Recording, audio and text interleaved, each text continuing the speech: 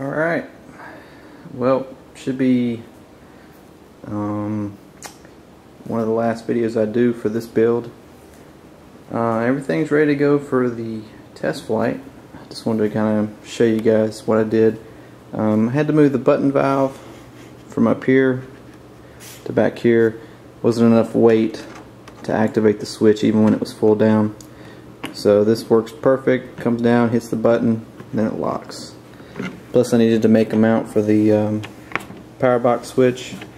So the cockpit sits right here, the seat's right here. I'm going to paint this black, and I'm actually going to raise the switch up with two little blocks.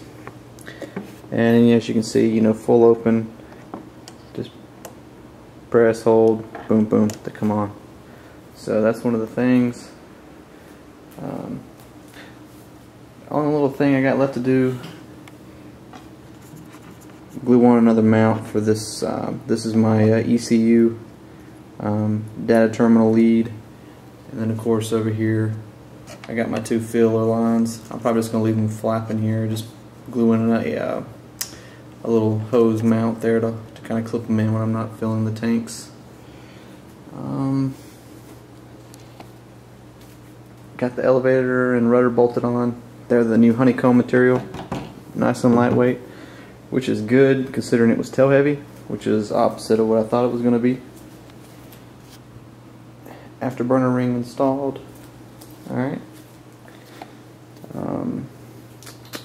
I balanced it on the 220 millimeters from the leading edge back, which is roughly right here. It was tail heavy, so I had the batteries in this area right here. Moved the ECU battery forward. I already had the power box 2 batteries right there. I moved them forward as well. Balanced out perfect with the cockpit in.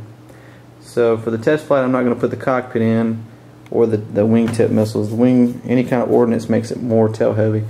So when I put the cockpit back in and the tip missiles on, I'll should have the battery pack for the afterburner ring, and I'll mount that in the front as well, so it should balance out no problem.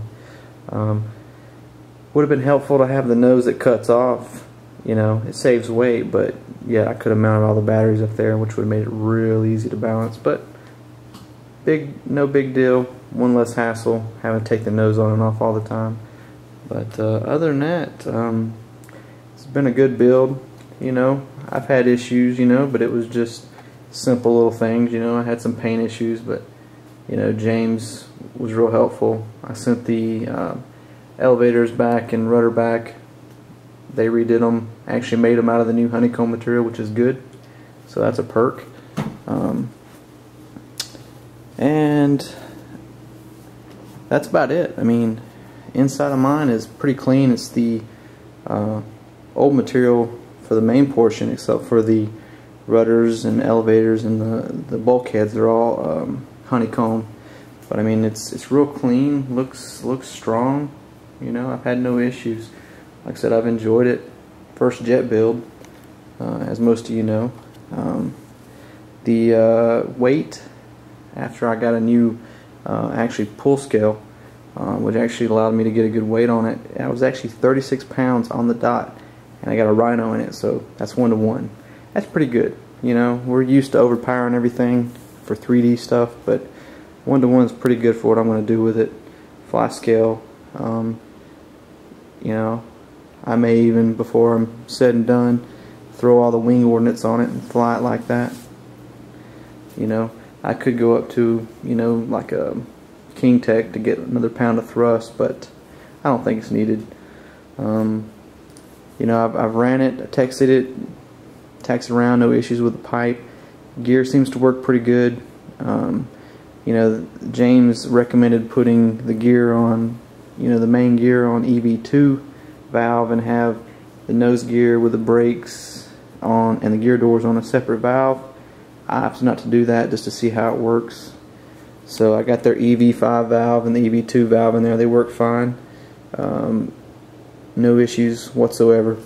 One thing I did do, and I just got to plug the cylinder back on, is the nose gear I've already done, and it works flawlessly, you know, nice and smooth. But I basically cleaned them out, put some of this BVM Parker Super Lube in there for the locking mechanism and then the shaft, and that seems to make them work, you know, a lot easier. The gear, when you hit the switch, slams up, even at only at you know, 70 psi, slams up no problem, comes down no problem, and locks. So hopefully I won't have any gear issues, but you never know. So tomorrow's going to be the first test flight. That being said, as long as the winds aren't too bad, other than that, you know, it's ready to go. I gotta put some Velcro in here for the batteries, but that's about it. And like I said, paint that black. Like I said, it's been a fun build, no issues mainly, you know. I mean, there's little things, but like the rudder and elevator, but they fixed that, and they, you know, they paid for shipping and all that stuff, so it wasn't a big deal. I had one issue where, you know, I sent the stuff back, and I guess what I put on the customs forms wasn't jiving with what the Chinese customs like. So for anybody that may have to send anything back, to help you out, put toy parts or toy parts for repair, because if you put anything other than toy parts on it, it probably won't clear customs. So that's what happened to my original set. They just had to go back to do some touch-up paint because it was a rush thing. That's another thing. Don't rush them, because if you rush them, then you know you're going to get paint issues. So that's why I got honeycomb material for elevators and rudders. They, you know, the ones I sent back for paint never got through customs. They tried to pick them up, wouldn't release them, so they just made me a new complete set, no issues, which worked out nicely because, like I said, being tail heavy, they saved probably, you know, $1/4 pound just in that. So just wanted to give you guys a little update so far. I'm going to make a video tomorrow if I get to fly. If not, definitely, hopefully Sunday. And hopefully everything goes well. I don't crash it, you know. Never, only flown a jet flew a turbine once, flew, you know, ducted fan stuff a couple times, but hopefully I won't have any issues. I still have to balance it laterally. Make sure, you know, one wing's not too heavier than the other. That way it don't want to roll on me. Trims are pretty close. I went down as little as on the throw as possible, and I'm still a little bit more than what the factory throw setting is. But elevators are pretty much a 1/4 inch center line of the speed brake to the center line of the elevator. Anything other than that I can handle with trim. Other than that, like I said, nothing major with quality. You know, there's a lot of drama with FEJ, and I have no, you know, I'm not a rep, just a guy that picked FEJ because I like the, you know, I like their style. You know, James and Lowell have been great to deal with, and you know, no issues on my part. I know some people had some issues. James, a little bit of a language barrier, but since you know, I'm used to training foreign nationals in the in my job, it's a little bit easier to talk to. Lowell, no issues, bends over backward, you know, to get anything fixed that you need. So other than that, that's about it. Had a lot of good comments on the build so far, and I hope I have a good video for you guys tomorrow with kind of flight characteristics on the jet. So till then, you guys have a good night. Take it easy.